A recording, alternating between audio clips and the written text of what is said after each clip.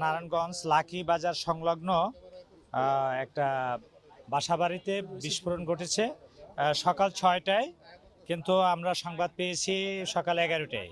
আমাদেরকে সংবাদ দেওয়া হয় না। এখানে 4জন লোক আহত হয়েছে।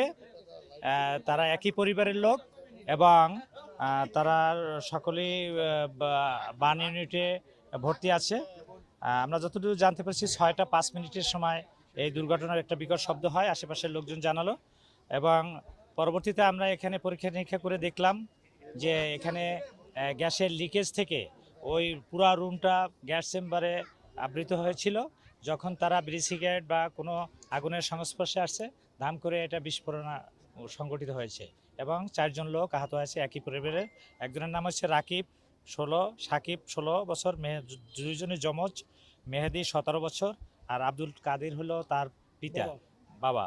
তো যাই হোক, এরা সবাই হাসপাতালে আছে এবং গ্যাসের লিকেজ থেকে সম্ভবত এই দুর্ঘটনা সংঘটিত। ভিতরে ক্ষয়ক্ষতি হয়েছে বলতে যে এই কিছু কাপড় চোপড় এবং আসবাবপত্র কিছু পুড়ে গেছে, কিন্তু বড় ধরনের তেমন অন্য কিছু পুরা যায়নি। Mohammad Nurul Alam Dulal, senior station officer, fire service civil defence, Hajiganj, Narayanganj.